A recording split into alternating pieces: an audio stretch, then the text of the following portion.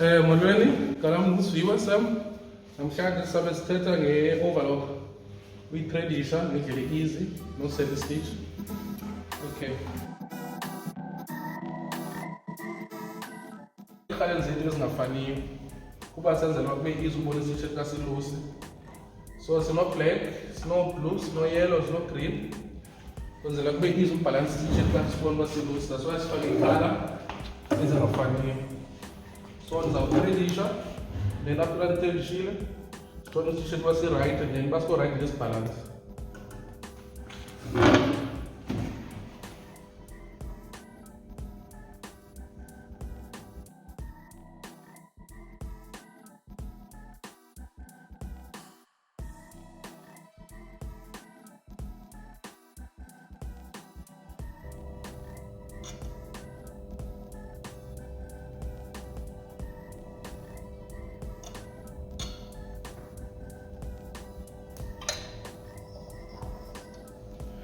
Ezikhaleni ezifakayo ziya kwilupa and then asigqibile ufaka ezi ziyi-2 sayo kwezenaliti. So these two, ezi ziyi-2 ziya kwilupa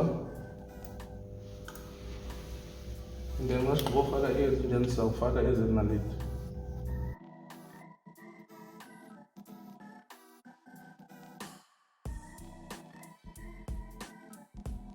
Xa ufaka ezikhaleni ke funekanga enemincinci ungayifakiyo, uyifake yonke imingxunya.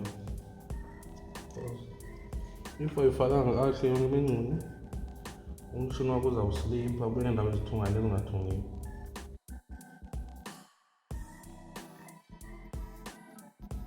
Kubalulekile ke usebenzise i-tweezer xa utradisha lo mshini, awufani ne-play machine. Inendawo apho isandla sakho nazokwazi ungena khona.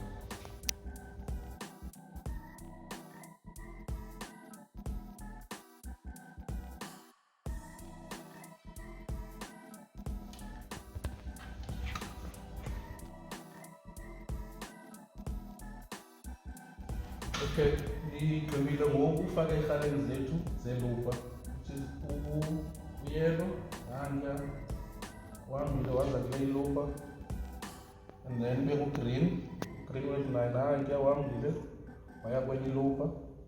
If ke xa utradisha umise ezi ndawo le mingxunya apha isisha kasuba right, so yet uba wonke le mingxunya ilapha phambi kwakho uyifake ikhaleni ngendlela erayithi.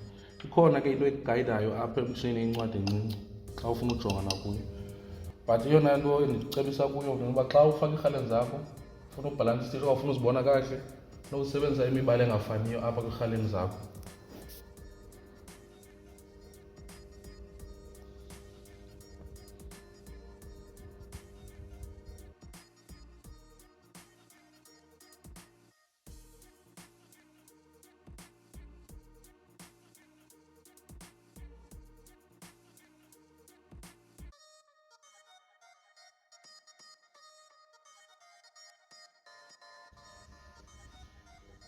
Le kuthiwa i-inside, i-outside loop ibe inside loop.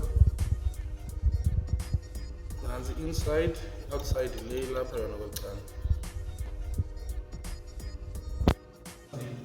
So ngoku esizawuyenza sizawutradisha inaliti ke ngoku. Ezi rhaleni zimbini, kulaa nto zirhaleni emnyama nale iyi-blue ziya kwinaliti zona zombini, so sizawufaka zona ngoku.